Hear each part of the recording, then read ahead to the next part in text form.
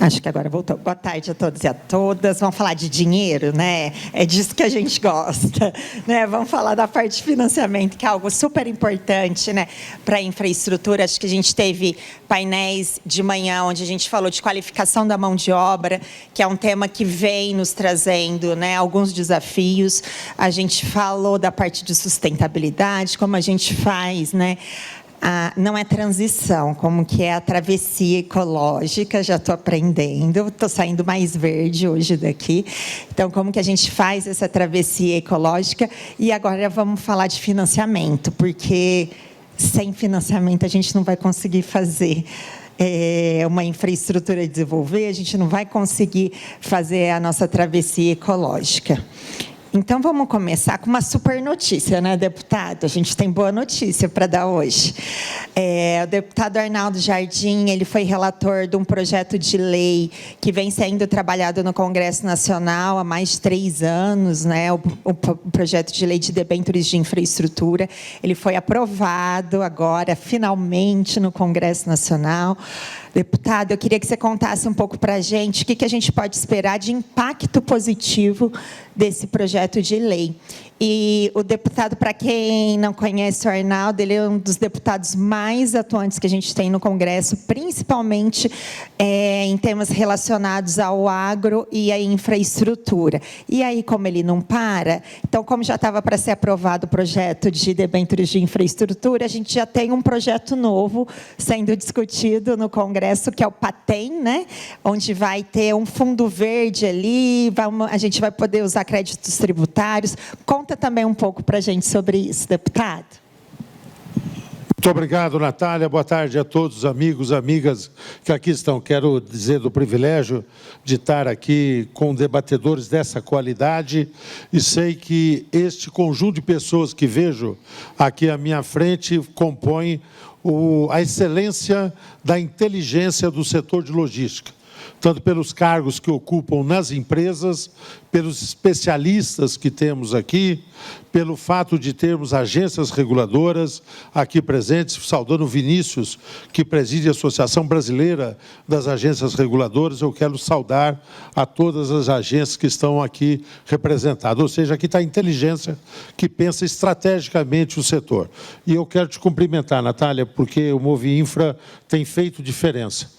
Essa entidade, quando surgiu, havia aí um desafio até para a sua afirmação e ela se consolidou como um centro de formulação. Integra o setor e nos ajuda muito no parlamento, no diálogo que possamos ter aqui. Tem um relógio aqui inexorável aqui na minha frente, eu já gastei só nessa saudação 1 minuto e 10. Exagerei, mas vocês merecem. Mas antes de responder a pergunta da Natália, eu vou me permitir fazer 2, 3 considerações gerais. Até porque eu vi pelo roteiro, nós tivemos aqui governadores, nós tivemos alguns parlamentares, mas acho que todos vocês, como nós engenheiros, eu sou engenheiro aqui, boa parte, o também, tá certo? Nós queremos saber as condições de temperatura e pressão, ou seja, definir em que contexto que vocês vão poder se planejar, se organizar. E eu sou otimista. Eu acho que depois de um processo de polarização política que levou quase à paralisia, debate muito extremado, temos condições de, o ano que vem, e nós estamos pensando já no ano que vem, obviamente, e talvez, se Deus quiser, no futuro, tá certo? Nós podemos ter um clima de mais consistência para que decisões estratégicas possam ser tomadas. Nós tivemos um momento muito virtuoso no governo anterior, menos pelos debates que foram muito repletos de adjetivos e carentes de substantivo, mas não há como ignorar, a Natália vivenciou isso, todos vocês, o marco regulatório do saneamento, autorizações ferroviárias, a aprovação do Plano Nacional de Logística, a nova lei de cabotagem, a nova lei cambial, a lei da autonomia do Banco Central, nós tivemos a nova lei de recuperação judicial e agora nós estamos vendo entrar em vigor definitivamente a nova lei de licitações a partir do ano que vem. Portanto, são mudanças importantes que ocorreram e que tiveram aí significado. eu estou com a expectativa de que nós possamos, o ano que vem, que é ímpar, ou seja, é um ano que destoa dos outros anos, temos eleições municipais, eu não ignoro, mas temos um ano mais produtivo do ponto de vista dessa legislação. Quando o novo governo do presidente Lula anunciou o PAC, eu gostei de duas coisas que foram feitas lá. Não pelas obras em si, que foram lá determinadas, acho que são boas, são mais ou menos, são prioritárias, não é esse o problema, mas duas coisas foram ditas lá. Primeiro, que haveria um grande esforço pelo licenciamento ambiental.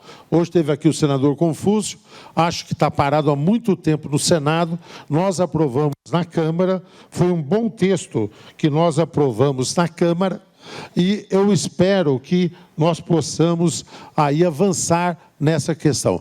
Ela é um condicionante que tem um impacto financeiro muito grande. Quando você fala em finanças, não é ter dinheiro, é ter condições de colocar esse dinheiro para andar. Algumas vezes isso passa pelo licenciamento.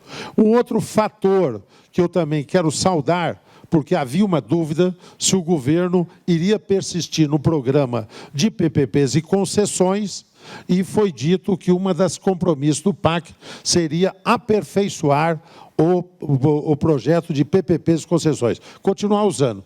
É evidente diante da questão fiscal, mas quando você vê um partido, no caso, o partido do presidente e o partido que é o partido do governo, dizer que nós estamos numa perigosa gestão de austericídio, eu fico temeroso, porque nós queremos controle inflacionário, nós queremos controle fiscal, então, se não é isso, qual é o caminho? Não sei qual é o oposto de austericídio, mas deve ser alguma coisa que não leva a um bom caminho, né? Então, acho que nós temos que mesclar as questões. Quero dar uma notícia para isso, porque com a Natália, antes do Movinfra, a Natália me ajudou sobremaneira, designada pelo então ministro Tarcísio, porque ela, ao lado de alguns componentes do governo, nos acompanharam e nós fizemos uma proposta de reformulação de PPPs e concessões. E ela está acompanhando em nome de vocês e nós estamos com um projeto negociado com o governo em torno de 9 pontos, que são os pontos que mais têm causado litigiosidade judicial, problemas nas concessões de PPPs e nos leva à situação. Você tira as de iluminação, 30% das concessões têm pendências jurídicas, renegociações, tem entraves. Então, nós vamos, o primeiro semestre do ano que vem, buscar enfrentar esses pontos que são mais nevrálgicos. Dito isso, eu vou começar a responder a pergunta da Natália. Faltam 4 minutos. E debêntures de infraestrutura são o seguinte, estou dizendo porque não são todos que acompanharam isso, a Natália e alguns aqui que nos ajudaram muito, são pós-graduados nessa questão. Debêntures incentivados, vocês vivem, nós aproveitamos essa experiência e demos o passo de debêntures incentivados. O projeto foi aprovado na Câmara há 2 anos, para vocês terem uma ideia. Ficou no Senado, dormitou no Senado. Autor o deputado João Maia, com 8 deputados. E eu fiz muita questão de que fossem 8, eu com o João Maia armamos isso, e eu fiquei de fora para poder ser o relator, porque era de todos os partidos. Para vocês terem uma ideia, no governo anterior, nós aprovamos na Câmara e o PT votou a favor. Porque nós construímos um consenso, mostramos que não era um programa de governo, mas era uma pressão de Estado. Foi no Senado, dormiu, voltou agora, e ontem nós conseguimos aprovar, com o apoio da oposição, que era a situação antes, mas apoiou ontem, tá certo? E da oposição antes, que é a situação agora, nós aprovamos. Ela institui a possibilidade de que, além das debêntures incentivadas, que são adquiridas por investidores individuais, que se somam num fundo, eventualmente, são investidores institucionais, fundos de pensão, fundos previdenciários. É um bolso muito mais profundo. Nós também rejeitamos algumas coisas do Senado que complicavam e nós preservamos a ampliação do prazo para a consolidação dos investimentos. Alguns de vocês têm emitido debêntures incentivadas e tem um prazo estrito para que isso seja aplicado. As pessoas não conseguem. Por uma questão ambiental, um equipamento que está faltando, nós ampliamos isso. Preservamos a possibilidade de que essas debêntures, e aí vai valer para as duas, tá certo? Possam lançar títulos de espelho no exterior. E com isso, como são as ADRs, por exemplo, das ações brasileiras, captar recursos. Um recurso mais fácil, um recurso mais ágil, Beto. Então, isso vai fazer uma grande diferença para que isso possa ocorrer. Tornamos o processo de autorização muito mais simplificado. Então, eu não tenho dúvida, Natália, pode se preparar, Miguel, porque vocês vão ter a oportunidade de usar muito bem esse instrumento, porque eu não tenho dúvida, vai ampliar os recursos nessa área. Falta 1 minuto e 21, tá certo? E eu tenho que falar do outro projeto, tá certo? E vou buscar ser rigoroso. Chama-se Plano de Aceleração da Transição Energética. Todo mundo está falando de transição energética. É importante, hoje foi discutido aqui. Mas e o dinheiro? Como é que você vai viabilizar condições? Eu, recentemente, presidi ali, nós aprovamos a regulação do hidrogênio. Eu presido a comissão lá na Câmara que tratou disso. Mas aí o governo, incentivos, subsídios, não podem. Eu acho que, não acho que é palavrão, incentivo, subsídio. Tem alguns momentos que se torna palavrão. Quando o incentivo desestimula, quando o incentivo cria reservas de mercado, quando o incentivo não estimula a desmame depois. Então tem que ter prazo fixado, mandato determinado. Alguns casos são necessários. Mas há hoje uma crise fiscal. Então o que é o PATEM? O PATEM possibilita que créditos reconhecidos de empresa, que tem junto ao governo reconhecido créditos, e o número é a bagatela de 860 bilhões, possam ser utilizados num fundo de aval e, com isso, constituir o lastro para ter empréstimos. É como se fosse, vou usar aqui, porque o tempo agora está acabando mesmo, tá certo? É uma antecipação de recebíveis. Criamos a possibilidade de que precatórios reconhecidos também possam lastrear esse fundo garantidor. Com isso, bem aquilo que é líquido e certo e tem garantia do Tesouro, você pode antecipar, mobilizar recursos de uma forma mais facilitada. E instituímos aquilo que já há, a transação tributária, de uma forma que, vinculado a projetos ligados à transição energética, possa ser usado de uma forma mais flexível. Portanto, acho que nós temos uma alternativa boa. Tive uma reunião agora pela manhã com a deputada Marúcia Boldrin, que é a relatora. O seu parecer está pronto e, se a gente conseguir ter agilidade na reforma tributária, que junto estamos tratando, tá certo? Nós teremos condições, espero, não tem madeira para bater aqui, mas estamos batendo, tá certo? Que a gente, a semana que vem, possa avançar aí no PATEM, como ontem avançamos nas debêntures de infraestrutura. Muito obrigado.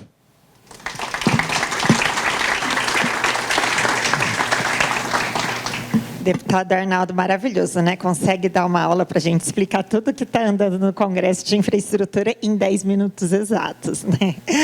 Maravilhoso. Obrigada, deputado. Mas queria trazer agora para o debate o Guidotti, que é CEO da Eco Rodovias, foi por alguns anos CFO, né? Alô? CFO da Eco Rodovias, então tinha atribuição direta de lidar e conseguir os financiamentos para o grupo, agora está na cadeira de CEO. Mas, assim, Guidotti, o que eu queria que você explorasse um pouquinho, né? Qual que é o desafio hoje para o setor privado continuar investindo em infraestrutura, dado que a gente ainda está com a taxa de juros muito alta? Como que a gente faz com que esses projetos fiquem viáveis? Qual que é a mágica que o CFO faz para que esses projetos fiquem viáveis ainda com essa taxa de juros alta? Tudo bem? Boa tarde, Natália, obrigado. Boa tarde, deputado, secretário, Natália, a todos os colegas. Eu diria que quando tem uma taxa de juros alta, paradoxalmente, para o setor privado, é o melhor momento para investir.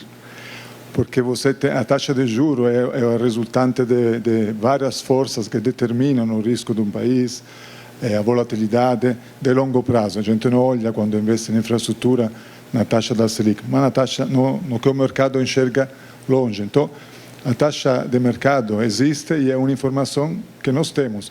Nós temos muitas informações quando entramos em um projeto de infraestrutura que não temos. Temos que descobrir risco geológico, risco de demanda, a taxa de juros é a única que é um consenso, então é a única que não é risco, porque está lá, tá?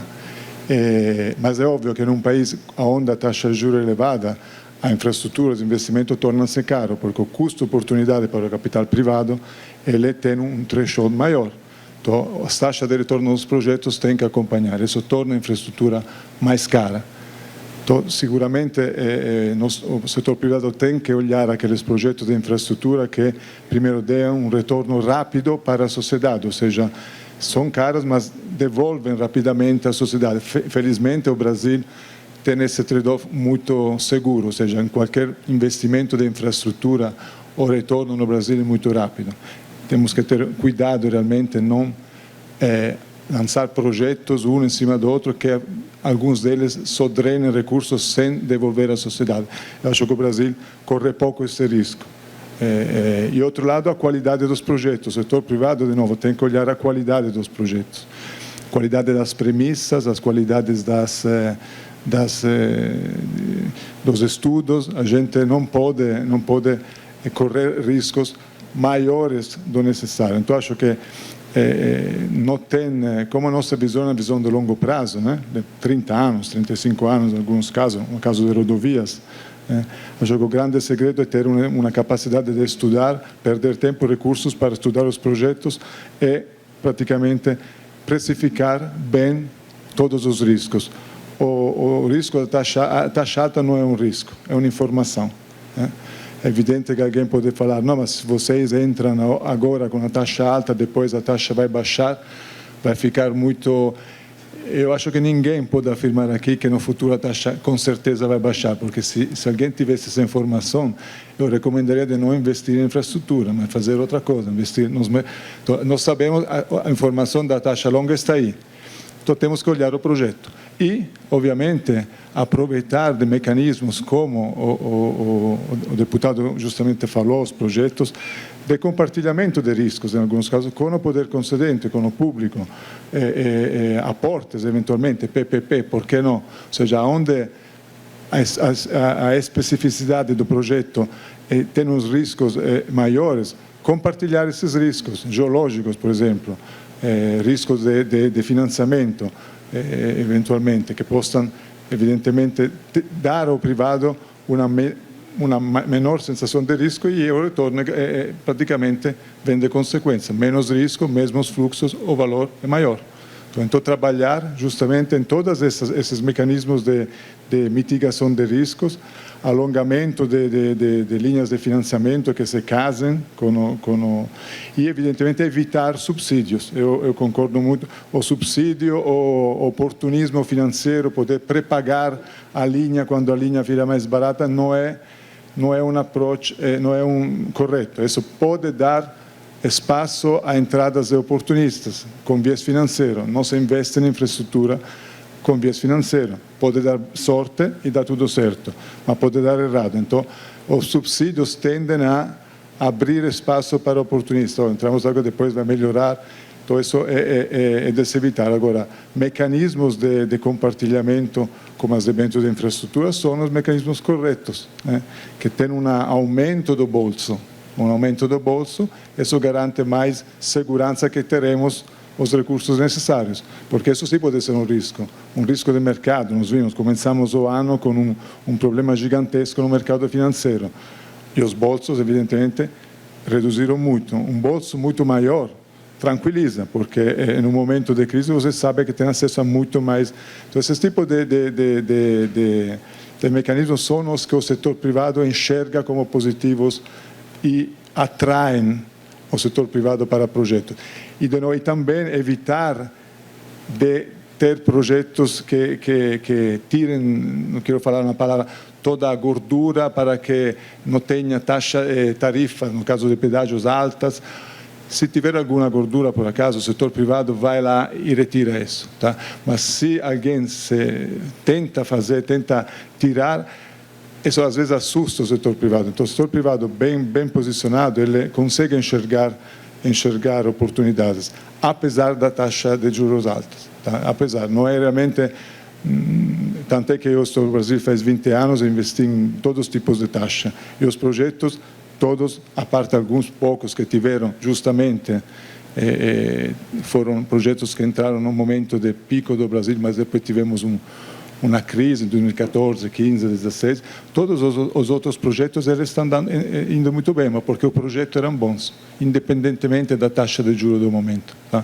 Eu diria que a mensagem é essa: trabalhar em conjunto, esquecer um pouco o custo do dinheiro, porque isso está lá, está dado, e trabalhar para soluções que ajudem a infraestrutura a correr tranquila. Não tem uma fórmula mágica. No setor de infraestrutura, no mundo, ainda não se descobriu a fórmula mágica. Existem muitos projetos na Europa que deram errado, muitos que deram certo, mas é bom aprender e ir melhorando o ambiente regulatório, obviamente, tudo que vem em torno da infraestrutura. O último dos problemas é a taxa de juros. Não, excelente. Assim, animador, né? Animador é a gente saber que a gente tem apetite das nossas empresas, mesmo diante de alguns desafios. Agora, você trouxe uma mensagem muito importante, né, Guidotti, que é a discussão da alocação da matriz de risco, né? Acho que essa é uma discussão que vem evoluindo no Brasil. Quando a gente pega ali os primeiros contratos regulados da década de 90, eram matrizes muito simples, né? Eram matrizes muito simplórias, e a gente vê a cada etapa de concessões de rodovias, mesmo agora as concessões, a gente ficou muitos anos sem fazer concessões de ferrovias, mas as concessões de ferrovias que a gente teve nos últimos anos, os terminais de arrendamento portuário, o modelo de aeroportos, a gente já tem uma matriz de risco que é muito mais refinada. E a matriz de risco, ela também tem que ir se adaptando aos tempos, né? A gente tinha uma discussão importante sobre compartilha ou não compartilha risco de demanda. Acho que a gente já tem uma discussão de precisa compartilhar, como que a gente vai fazer? Acho que ninguém mais tem essa dúvida. Antes era uma dúvida. E eu acho que agora o desafio está principalmente também em alguns temas que antes apareciam menos e que a gente começa a ver até por causa do risco climático.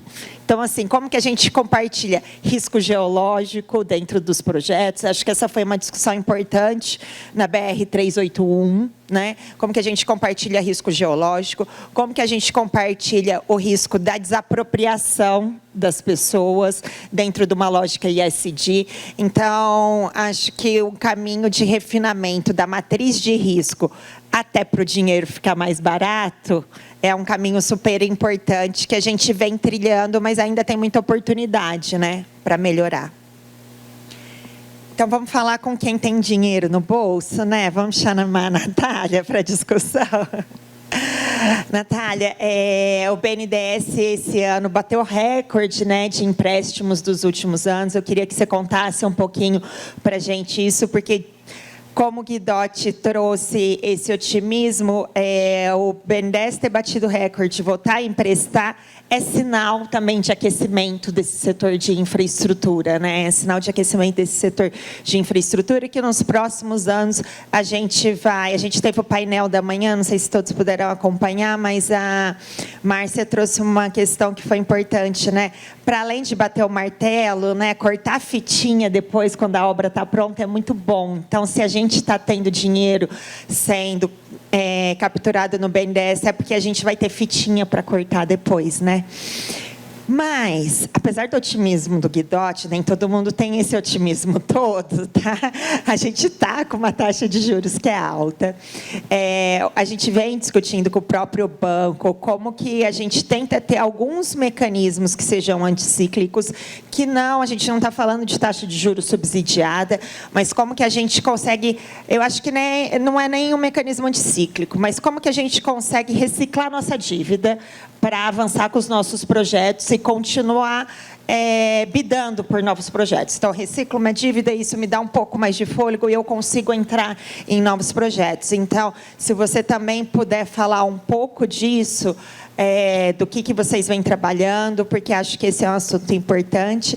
E, por último, não dá para deixar de falar de Fundo Clima, né? Obrigada. Tá bom, Natália. Obrigada, boa tarde a todos. Primeiro, parabenizo o Movinfra pelo evento, né? Um assunto tão importante de discutirmos. Cumprimento meus colegas de painel.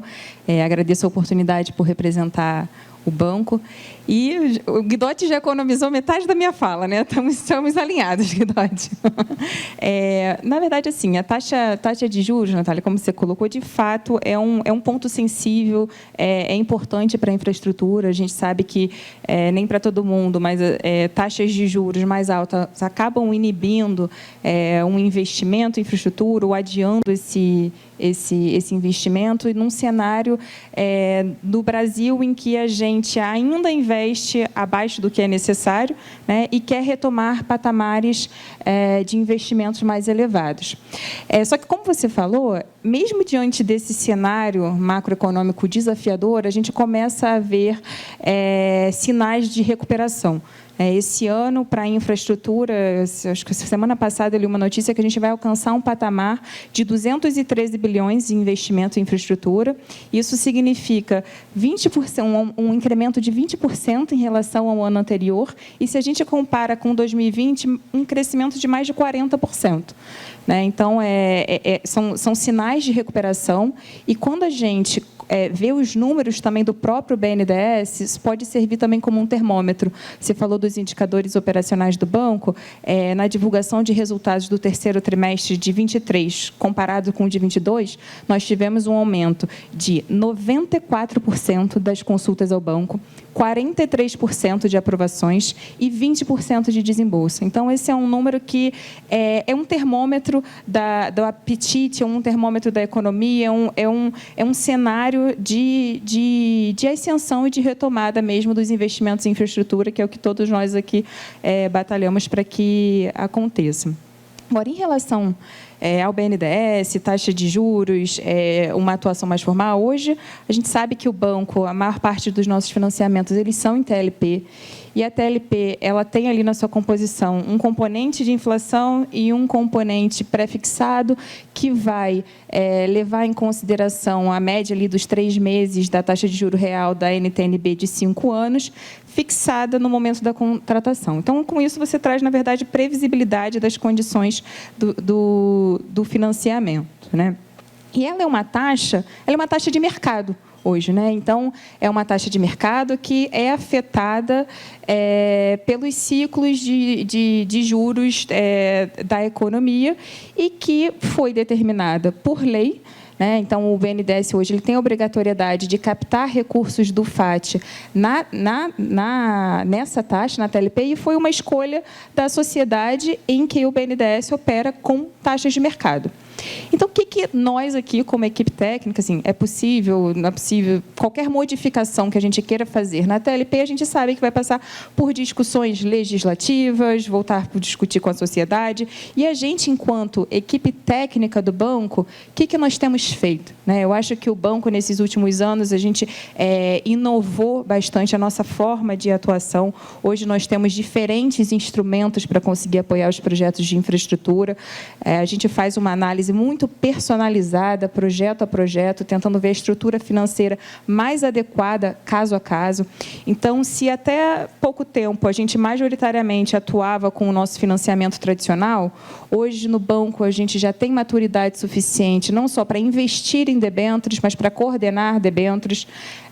Atuamos também com a possibilidade de ser um garantidor de projetos. E aí, oferecer esse tipo de garantia para que os clientes acessem, eventualmente, funding de outros bolsos, como, por exemplo, fundos constitucionais, ou outros bancos públicos que conseguem ter, às vezes, um funding mais barato, né, e a gente consegue, com a nossa capacidade de análise de projetos, dar garantia para esse financiamento e, com isso, fazer uma composição do custo médio do financiamento, né, e muito pensando na estrutura mais adequada projeto a projeto.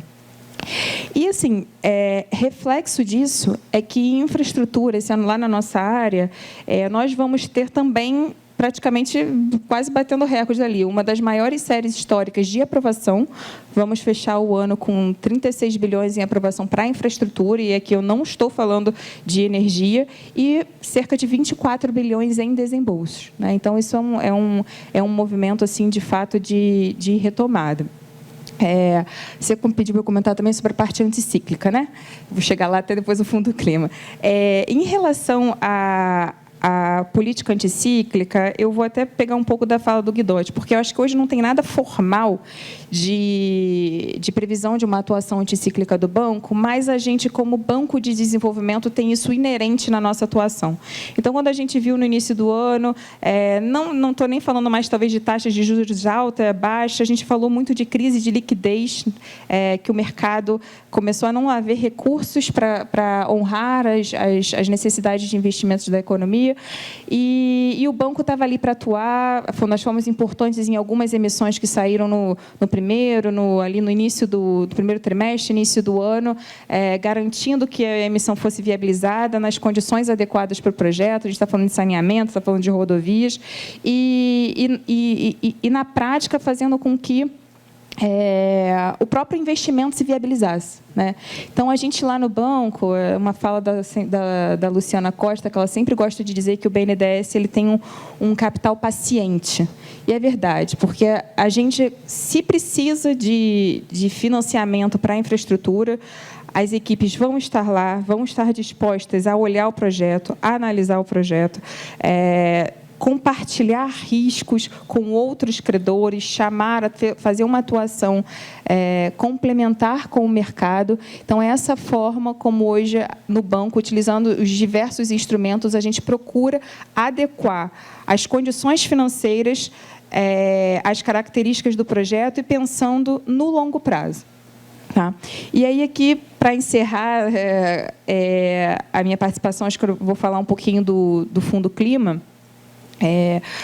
Em novembro, comentamos hoje de manhã, e você também mencionou, o Tesouro Nacional fez a captação de 2 bilhões de dólares, uma captação que, na verdade, teve uma demanda de 6 bilhões, tudo isso 75%, salvo engano, oriundo de bolsos da Europa e da América do Norte, ou seja, uma sobredemanda por recursos e uma disponibilidade global, eu acho assim, de interesses em apoiar projetos sustentáveis, né? Então, acho que a gente viu que existem recursos globalmente disponíveis e foi muito bom ter, no reflexo dessa captação, ter visto que o Brasil é um dos países capaz de atrair esses recursos e, como foi muito dito pela parte da manhã, acho que a gente tem muita vantagem competitiva para liderar essa agenda, né?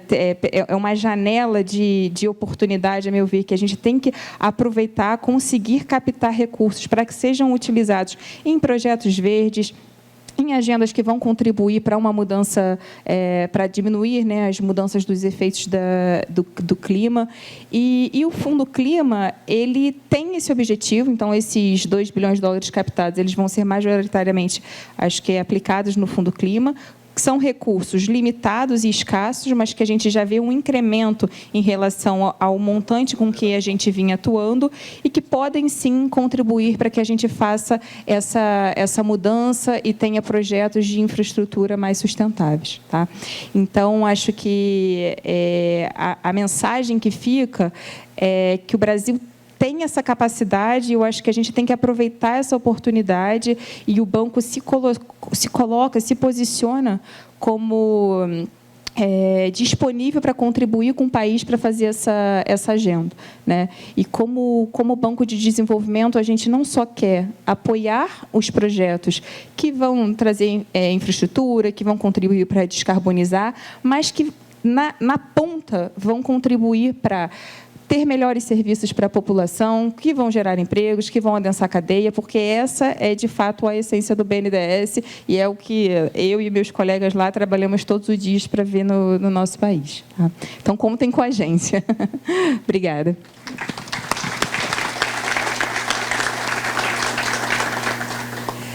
Obrigada, Natália. É sempre importante, né? Não são todos os países que têm a possibilidade de ter um banco de fomento, muito menos um banco de fomento da qualidade que é do BNDES. A gente sabe a qualidade do corpo técnico do BNDES, da seriedade do banco. Eu tive a oportunidade de fazer parte do Conselho de Administração do banco por 3 anos, então a gente sabe todo o grau de governança que o banco tem e acho que a gente vai precisar muito dele, tá? Nos próximos anos. E para falar de quem vai precisar talvez muito dele, vou chamar o Décio para a conversa. O pessoal, olha, esses meus associados, eles são arrojados, né? Então, a gente está com taxa de juros de 12%, tá no momento difícil, mas o que é a Ultracargo, que já é super conhecido por fazer a logística, né, de líquidos do Grupo Ultra, faz uma super estratégia de interiorização. Décio, conta para a gente um pouquinho dessa estratégia, quais são os pontos-chave do sucesso e os desafios dessa estratégia que a Ultra está trazendo de investimento para o interior e como que a gente chega lá? Primeiramente, queria desejar boa tarde a todos, cumprimentar meus colegas de painel. Natália, te agradecer pelo convite e pela condução brilhante do Movinfra nesse ano. Falando um pouco de desafio em infraestrutura, Natália, antes até de falar de taxa de juros, né, eu queria falar que infraestrutura cada vez mais tem que ser entendida como agenda de Estado. A gente tem que pensar muitos e muitos anos à frente, né? Então, se olhar qualquer estudo de demanda hoje, a partir de 2030, o Brasil vai necessitar de importação estrutural na região sudeste de diesel, para suportar o crescimento do agronegócio. A gente fala muito que o Brasil vai ser a potência do biocombustível, nós vamos exportar etanol para a SAF. Eu pergunto, por onde? Como é que o diesel de Santos vai chegar em Rondonópolis? Como é que o etanol do Mato Grosso vai ser exportado? Então, a gente tem que se preocupar muito à frente, muito à frente. E é isso que a Ultracargo está fazendo, né? A gente percebeu que existem gargalos logísticos, e gargalo é sempre uma oportunidade de negócio, não é, para que sejam desenvolvidos corredores logísticos de alta eficiência. Então, nós estamos apoiando o nosso crescimento em 3 corredores. O corredor sudeste, que nós vamos conectar o terminal de Santos na ferrovia, levando até Rondonópolis, e depois seguindo ao longo, aí, com o Beto crescendo a ferrovia, a Ultracargo vai estar junto apoiando ali em terminais. Então, nós vamos criar um corredor que vai pegar, e para isso compramos um ativo em Paulínia e compramos um ativo em Rondonópolis. E vamos fazer ampliação desses ativos e dos desvios ferroviários para ser realmente o grande terminal captador, originador dessa demanda, parceria com o Rumo, Paulínia atender Sudeste, futura exportação. E o diesel. E a gente falou no painel anterior, só um parênteses, que investimento em infraestrutura é amigável do meio ambiente. Porque hoje esse produto anda de caminhão, gente. Ele vai andar de trem, mais barato, com um perfil de emissão do CO2 muito menor.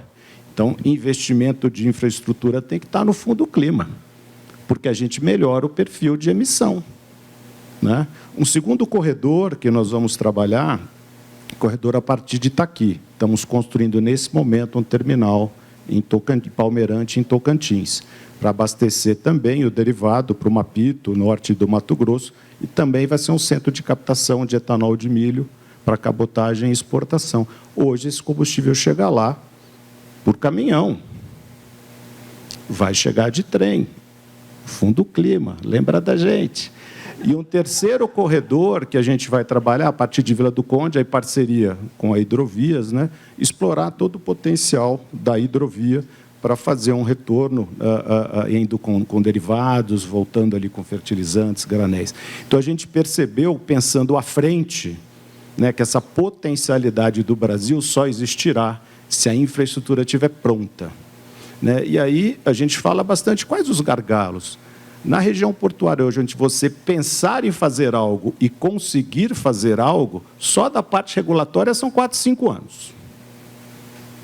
O terminal de interior, a gente aprovou tudo em 6 meses. Tinha licença, tinha tudo.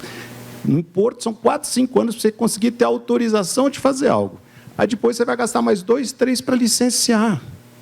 Gente, eu penso diferente. Eu tinha que ser notificado pela CETESB para fazer o ramal ferroviário. Eu não tinha que pedir. Porque o produto está lá, o caminhão está lá, a ferrovia está lá. Ela já me notificar, você tem a obrigação de fazer. Eu vou ter que pedir autorização. para melhorar o perfil de emissão da cadeia logística. Então, a gente tem que começar a pensar um pouco diferente o investimento na infraestrutura, né? Agora, falando um pouquinho, Natália, da taxa de juros, né? Concordo que se o projeto é bom, né, e você está num setor rentável, ele se torna viável. Mas a que custo? E o custo do Brasil? Então, a gente atende os nossos portos, vários clientes internacionais, eles ficam impressionados com o custo da armazenagem no Brasil. É muito mais alta que em muito lugar do mundo. Um dos fatores é a taxa de juros, tem questões tributárias, porque não é só os juros do meu projeto, é o juro do fornecedor que vai produzir o aço, né? Esses juros permeia a cadeia toda, né? Então, a que nível de custo ele é viável? Acho que essa é uma reflexão importante, né? A infraestrutura, ela apoia outros negócios. A gente é custo na cadeia, né? O gerador do valor para o país é o produto que passa no meu terminal, passa na ferrovia, passa na estrada, passa na rodovia. Nós estamos onerando essa cadeia, tirando competitividade do produto brasileiro. Então, a reforma tributária é positiva, né? Porque eu acho que é um fator importante de custo de projeto. Não tenho dúvida que todas as melhorias no projeto de debênture de infras é competitivo. Agora, a taxa de juros, você tem dois problemas, né? Um, ela ser alta, e outro, ela ser volátil. Porque também, quando eu quero financiar bem o meu projeto, eu vou tentar fazer contratos de take-or-pay na ponta. A que tarifa eu precifico esse contrato? Eu posso precificar essa tarifa num ano bom, que a nossa taxa de juros está em 2,5%. Aí, quando eu consigo aprovar o meu projeto 5 anos depois, ela foi para 12%. Eu consigo renegociar a minha tarifa, então ela traz uma incerteza. Então, como a gente não vai correr esse risco, você acaba botando preço, né? Então, eu gostaria de lembrar, o efeito indireto da taxa de juros é trazer um custo Brasil elevado. Então, não estamos falando de subsídio, mas a gente tem que pensar da importância da infraestrutura. Eu acho que tem que se pensar uma forma de financiar diferente. A gente não pode lidar com essa volatilidade que todo mundo precifica alto. Bom? Maravilha, Décio. Não, muito obrigada. Obrigada por dividir com a gente um pouquinho da estratégia do Grupo Ultra, que tem muito o espírito do que é o Move Infra, né? Desenvolver o Brasil por meio da infraestrutura sustentável. Como que a gente faz isso? Como que são as dores desse crescimento dessa infraestrutura? Acho que esse ano eu tive a oportunidade de acompanhar de perto algumas das dores aqui do Grupo Ultracargo e realmente fazer infraestrutura é quase que uma gincana às vezes. Né? É quase que um processo de uma gincana. A gente está chegando no final de ano, geralmente tem gincana escolar, alguns pais devem estar que nem eu, assim, eu não aguento mais. Esses dias me pediram para levar um bolo azul. Eu falei, gente, onde eu vou arranjar um bolo azul? Então, assim, é quase isso, né? Fazer infraestrutura no país, é achar um bolo azul para conseguir implantar. Vou trazer aqui para o debate o Benini.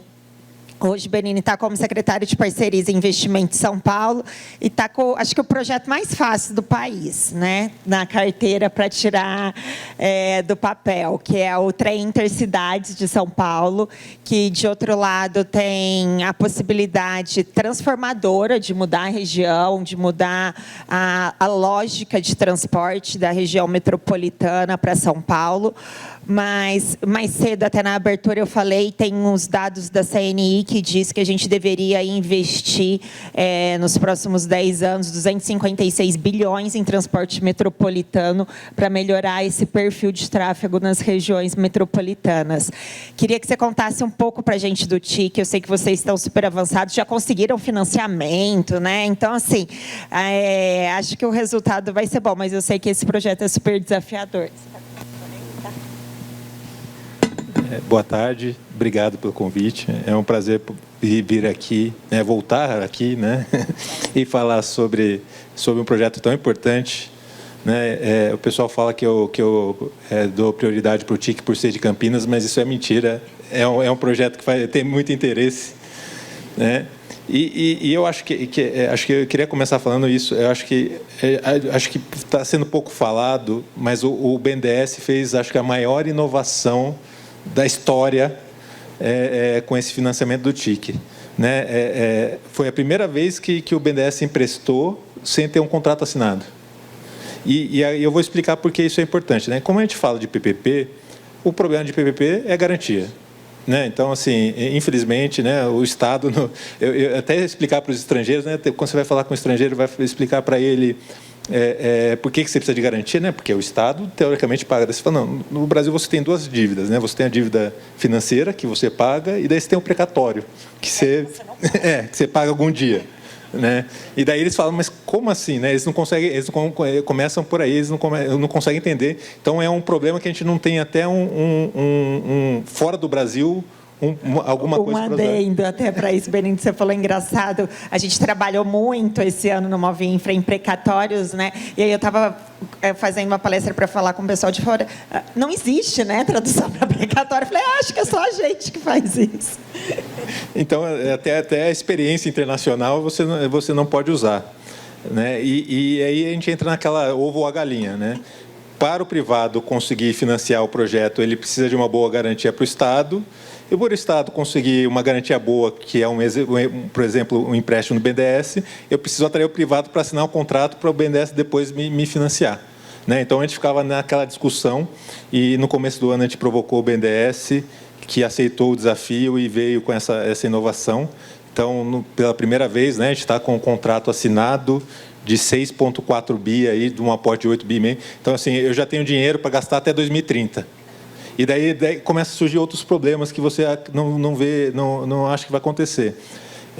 O Tesouro Nacional não queria aprovar, porque ele falou, não, eu só posso aprovar se você comprovar que vai ter desembolso ano que vem. Eu falei, não, mas eu não tenho desembolso ano que vem. Ano que vem vai ser o leilão. Eu vou ter desembolso só em 2025. E olhe lá, né?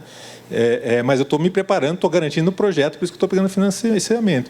E daí volta, né? Daí você vê a Lei de Responsabilidade Fiscal, daí tem uma resolução do Senado e assim, vai tudo caminhando para você precisar comprovar que vai ter o desembolso ano que vem.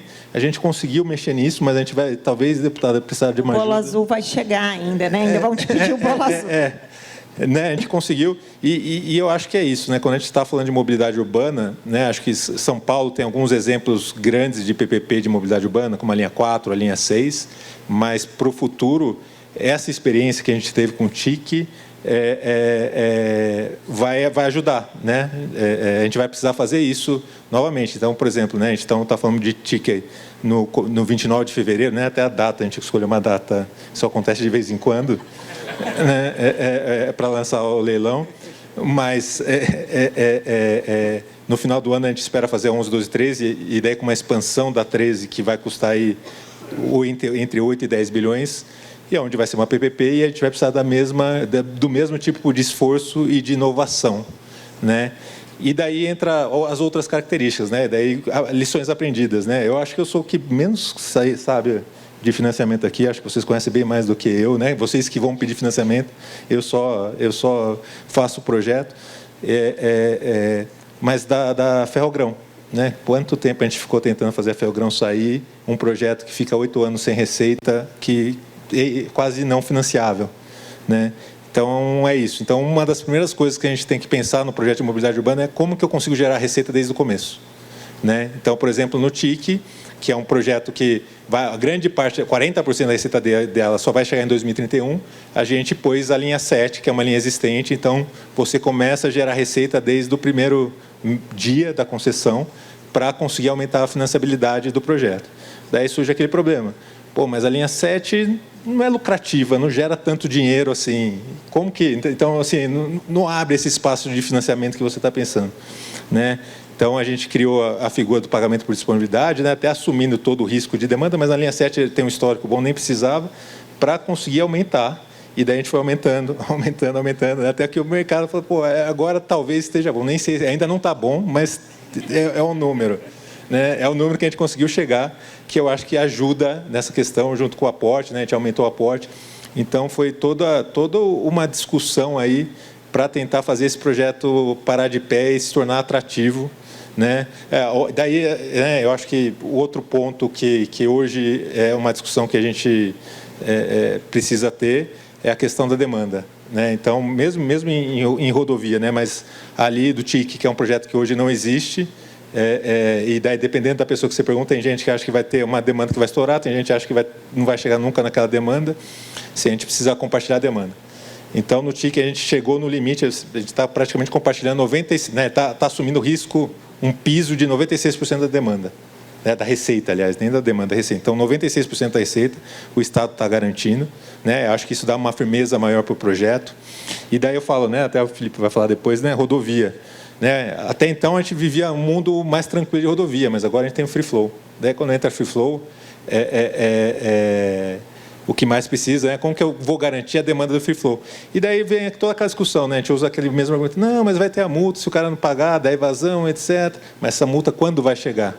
Né? E daí tem alguns casos de rodovias grandes, né? Quando eu sempre falo com a ECO, né? da Imigrantes, por exemplo, se eu perder 30% da minha receita da Imigrantes, eu morro. Né? Todas as minhas dívidas, tudo. Então, assim, como que eu faço para garantir de partida essa alteração de tecnologia que está acontecendo em rodovia? Né? Então, assim, hoje, né, voltando para o que estava sendo discutido no começo, né, da matriz de risco, hoje, cada vez mais, né, com essa mudança tecnológica em rodovia, com esses projetos de mobilidade urbana que tem trechos novos, eu acho que o Estado cada vez mais vai ter que assumir esse risco de demanda para tentar equalizar um pouco o jogo, e acho que talvez isso diminua um pouco a taxa de retorno exigida e melhore os projetos. Né? Acho que é isso.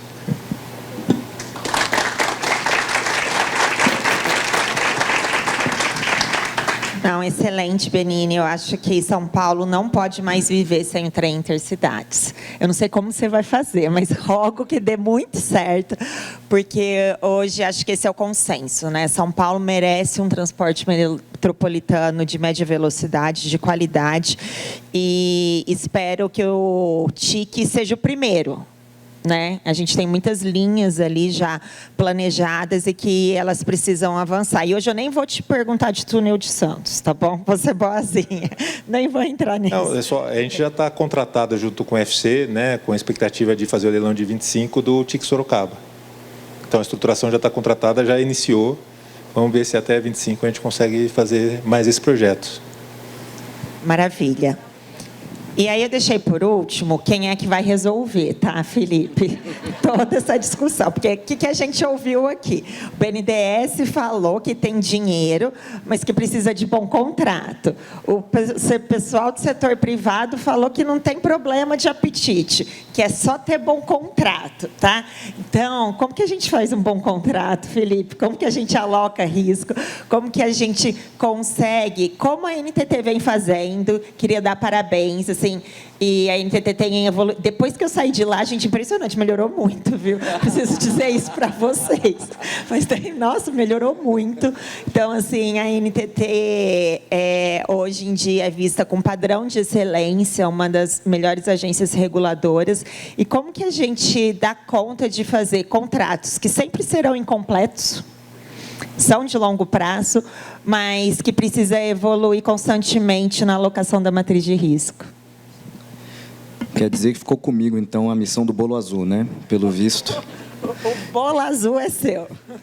Gente, primeiro, boa tarde. Deixar aqui meus parabéns para a Move Infra por viabilizar esse tipo de evento, essa troca de ideias, informações. Eu tenho certeza que no final sai todo mundo mais rico, né, com soluções para os desafios que a gente tem, que é fazer infraestrutura no país como o Brasil, que não é trivial. Então, em nome da Natália Marcaça, parabenizar todos os associados da Move Infra, dizer da nossa felicidade de estar aqui representando a agência, ver tantos amigos, né, na plateia aqui, pessoas que estão aí já numa longa jornada discutindo o assunto. E aí, antes de chegar na resposta propriamente dita, Natália, eu acho que era importante a gente fazer uma contextualização do esforço de financiamento que o Brasil tem para a infraestrutura, e aí, obviamente, eu vou trazer mais para o contexto da agência, né? Quando a gente olha o PAC, o eixo de transporte eficiente e sustentável, e aí vale a pena destacar essas palavras, né? Principalmente sustentável, a gente vê uma carteira de 280 bilhões de reais, das quais 201 bilhões estão para serem viabilizados via PPP. E isso eu estou falando de rodovia e ferrovia, e, naturalmente, isso passa pela NTT. Né? Acho que o deputado Arnaldo Jardim falou ali da felicidade, da surpresa de saber que o governo atual continua com essa linha de parceria com o privado, né? Afastando um pouco qualquer discussão ideológica e tendo um pragmatismo para a gente tocar a agenda de infraestrutura. E esse desafio não é trivial. Para ter um parâmetro, uma comparação, a gente vai ter aí nos próximos anos, a gente já tem contratado 50 bilhões de investimentos para fazer só em rodovias, e a gente tem um esforço ainda de mais 60 bilhões a serem contratualizados nas nossas rodovias, se a gente comparar com o que foi investido no Programa de Concessões Rodoviárias Federais de 2010 a 2022, a gente investiu mais ou menos 50 bilhões, a gente está falando aí em mais do que dobrar, um esforço, um ritmo de cerca de 11 bilhões de investimentos em rodovias por ano, via PPP. Então, esse esforço ele não é trivial, é um esforço sem precedentes. E aí, para fazer frente a esse desafio, a gente separou aqui, eu acho que 3 pontos que são fundamentais. E eles foram tocados em alguma medida aqui nas falas anteriores. Eu vou dar para o primeiro ponto o nome de arranjo institucional. E arranjo institucional é a gente ter as instituições funcionando da maneira para a qual ela foi concebida, e isso viabiliza 2 coisas. Primeiro, acho que foi o Guidotti que tocou nesse ponto, a Natália trouxe também, bons projetos. Então, quando a gente tem instituições funcionando com boas engrenagens, isso leva a gente ter bons projetos, projetos que param de pé. Então, bons projetos são projetos que são financiáveis, né? Acho que esse foi um ponto de mensagem que o Guidotti trouxe. E o segundo ponto da relevância do arranjo institucional bem calibrado é segurança jurídica. Então, não adianta a gente ter bons projetos, assinar contrato, e um contrato em financiamento em infraestrutura, os senhores sabem muito melhor do que eu, é intensivo em prazo e capital, um contrato de 30 anos que vai ser amortizado lá na frente. Se a gente daqui 5 anos, daqui 2 anos, 3 anos, 10 anos, tiver soluço no meio do caminho, isso leva risco para o financiamento e para a viabilidade do projeto. Então, acho que esse é um primeiro ponto, assim, do ponto de vista de visão da agência. A agência não tem solução para tudo, Natália, como você falou, né? Tampouco sabe fazer bolo azul, mas a gente sabe da nossa função, que é ser o fiel da balança nesse sentido, né? A agência tem esse viés de ser um órgão de Estado e ter essa perspectiva de longo prazo e não de eventos e, eventualmente, questões que não enderecem esses aspectos que são fundamentais para a infraestrutura. Portanto, arranjo institucional acho que é o primeiro ponto. O segundo, você trouxe, o segundo ponto você trouxe, o Benini falou, tem a ver com matriz de risco. Então, quando a gente olha para contratos que são incompletos, a gente costuma brincar que quando a gente assina contrato, uma das únicas certezas que a gente tem é que problemas virão. E aí a gente precisa ter um contrato que enderece esses problemas. E aí, para isso, eu queria destacar uma inovação da agência. A gente está com uma audiência pública em finalização, audiência pública 13, que versa sobre a nova matriz de risco para os contratos de rodovias. E essa nova matriz de risco ela traz alguns pontos que são relevantes. Então, foram tocados aqui alguns deles. O primeiro, risco geológico. Então, a gente tem lá um mecanismo que compartilha risco geológico. 80% fica com o poder concedente quando o evento é um evento que era desconhecido ou que não foi um evento onde houve uma obra da concessionária ou do incumbente. Então, a gente tem observado, e isso tudo tem a ver com a questão de sustentabilidade, mudanças climáticas, regimes pluviométricos enormes. O governo de São Paulo passou por isso em São Sebastião, choveu lá, 640, 670 milímetros em 24 horas, algo sem registro histórico nas medições que o Brasil fazia. Então, como é que você dimensiona isso? A engenharia não estava preparada para isso. Então, o contrato tem a nova matriz de risco, que começa agora na 5ª etapa de concessões rodoviárias. O primeiro projeto é a Rota dos Cristais, que é o trecho de BH a Cristalina, um trecho do antigo contrato, ou do contrato que ainda está vigindo, mas já na sua reta final da via 040, vai trazer esse tipo de inovação.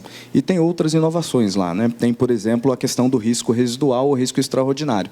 A lógica antes tudo que não está previsto no contrato é risco do concessionário. E a gente inverteu isso. O que é risco extraordinário, o que é risco residual, ou seja, considerando que o contrato é incompleto, como você disse, Natália, o que apareceu ali é um risco do poder concedente. Isso inclui, inclusive, aspectos relacionados à demanda, aspectos relacionados ao aumento de custo de insumo, que nessa lógica de mudança climática, de sustentabilidade, eventualmente pode advir de um evento extremo. E aí tem impacto em toda uma cadeia e isso impacta nos contratos. Então, acho que esse é um outro ponto que a nova matriz de risco endereça e aí, consequentemente, conversa muito com financiabilidade e com essa lógica, acho que o evento se propõe a discutir, de sustentabilidade, mudança climática, todas essas questões que estão surgindo agora. E o terceiro e último ponto que eu queria trazer aqui, aí sim tem a ver talvez um pouco com o Fundo Clima, um pouco com o que a gente tem de visão de futuro da agência, que é como que a gente faz uma transição ou uma travessia, aprendi agora, vou mudar aqui o meu vocabulário, uma travessia ecológica, digamos assim, dos nossos contratos, passando essa agenda de economia verde, essa agenda ESG, para uma lógica de smart regulation, uma lógica de regulação por incentivos. Então, assim, tendo essa percepção clara, essa diretriz, e sabendo que não existe manual para isso, né? Acho que está todo mundo construindo essa jornada, esse aprendizado, que a decisão que a agência tomou foi colocar na agenda regulatória essa discussão. Então, está dentro da nossa agenda discutir uma resolução que centralize essa discussão, algo que vai ser muito parecido com o que o RCR fez. A gente tem um diagnóstico que, eventualmente, essa discussão fica dispersa, difusa, e, às vezes, não consegue maximizar as externalidades, os benefícios de você ter incentivos claros ali e coordenados para essa agência, para essa agenda, e que ela não necessariamente signifique custo, porque a solução óbvia e trivial é você colocar uma verba dentro do contrato para descarbonizar, enfim, a operação ou tratar qualquer questão relacionada a essa agenda. Mas isso, do outro lado, tem uma pressão na tarifa e, eventualmente, isso não fica de pé por si só. Então, não significa que esse não seja um mecanismo a ser utilizado também, é um mecanismo importante, mas a gente tem uma visão que, se a gente conseguir criar um incentivo que viabilize, do ponto de vista de financiamento, que essas atividades e que essa dimensão ESG sejam incorporadas nos investimentos e tragam os benefícios, né, de, por exemplo, acessar bolsos como o Fundo Clima, que tem spreads mais baratos, eu acho que a gente cria uma lógica virtuosa, fazendo que a coisa fique de pé, entregue valor para a sociedade, entregue valor para o contrato. Então, acho que eram esses 3 pontos. Talvez faltem alguns ingredientes aí para a gente chegar no bolo azul ainda, mas eu acho que é um caminho que a gente tem como visão da agência, Natália. Obrigado. Não, obrigada, Felipe. Assim, acho que eu vou pedir para ter confeito no bolo azul, que eu quero te perguntar mais uma coisa antes, que eu acho que é super importante, e até um gancho para o painel seguinte que a gente vai ter, né? A gente vai falar no painel seguinte com o Vitali, com o Nicola e com o Adailton do PPI, para falar assim, um pouco do pós-venda, né? Né, a gente casou, bateu o martelo, o que acontece depois? Tem um tópico que eu queria, se fosse possível, que você abordasse, que eu acho que é muito importante, e a gente vem tendo esse desafio em infraestrutura, e a gente, no Brasil, ainda não conseguiu lidar bem com isso, que é como que a gente termina um contrato? Quando não dá certo, quando o casamento não dá certo, e ele não vai acabar naturalmente, como a gente fez uma concessão da Ponte Rio-Niterói, fez uma concessão da Nova Dutra, esses contratos, eles deveriam nascer com esse rito, né? E eu sei que tem um tópico do RCR que vocês estão querendo abordar um pouco dessas questões. Queria, se você puder falar um pouquinho do que está na mente da NTT para a rodovia, para a ferrovia. Como que a gente faz quando esse casamento não dá certo? Você misturou 2 temas muito difíceis, né? Divórcio e encerramento de contrato. Então, não, eu acho que é uma experiência, né, que o país está vivendo. A gente chegou, talvez, a Dutra, né, agora Rio-SP, tenha sido aí o primeiro contrato rodoviário que terminou do ponto de vista ordinário, né, um contrato que começou e cumpriu todo o seu prazo e chegou ao final, né? O nosso programa de concessão é da década de 90, 30 anos de contrato, agora que a gente está vivendo essas primeiras experiências. Então, acho que o primeiro ponto é que existe uma curva de aprendizado, né? E certamente a agência não tem todas as respostas, acho que nenhum ator sozinho tem todas as respostas, por isso que a gente decidiu colocar isso no RCR, salvo engano, no RCR 5, 4? Eu acho que é o 5 que a gente vai tratar disso, o 4 é sobre regime de regulação regulatória, dentre outras coisas, né? A gente está chamando de RRR lá. E aí isso vai passar para uma discussão ampla, enfim, debate com a sociedade e um volume que a gente, os RCRs, para quem tem acompanhado, sabe que são verdadeiras enciclopédias, né, incluindo anexos. Mas, assim, tendo uma visão mais ampla, então eu não teria uma resposta assim objetiva, porque a agência não tem ainda essa resposta objetiva e assertiva hoje. Mas o que a gente tem é um enxoval de soluções nessa curva de aprendizado que passa por alguns pontos. O primeiro é o que a gente acabei de falar da Dutra. O contrato termina de maneira ordinária, a gente tem um exemplo de algo que funcionou relativamente bem. O segundo é um instrumento que aí você participou muito quando estava do lado do governo, que é a própria 3448, a 13448, que é o regime de relicitação, né, que está mal fadado recentemente, mal falado, porque a gente tem o primeiro, né, não tem nenhum exemplo concluído, o que está mais avançado é da Via 040, já se vão aí cerca de 3 anos, e isso gera uma ansiedade. E aí um ponto aqui, que é uma reflexão muito pessoal, é que eu acho que o país tem que ter um pouco mais de paciência e dar chance para esses instrumentos, né? Acho que a gente não pode descartar os instrumentos e dizer que eles não funcionam, não prestam. Acho que é um instrumento que tem a sua finalidade e ele deve ser aprimorado, né? Acho que existe essa curva de aprendizado que permite que ele seja aprimorado, mas não extirpado. Acho que esse é um ponto, uma visão particular minha. Eu acho que, do ponto de vista da agência, a gente considera esse instrumento um instrumento muito importante, porque a outra opção é muito mais dramática, que é a caducidade, né? É o que a gente tem hoje, de fato, como regime regulatório e normativo, termina o contrato de maneira ordinária, a relicitação ou caducidade, que é uma opção muito mais dramática. A gente teve um caso, que foi o caso da Galvão, que foi um caso muito específico, né? Então, talvez não seja um benchmark que se aplique às outras soluções.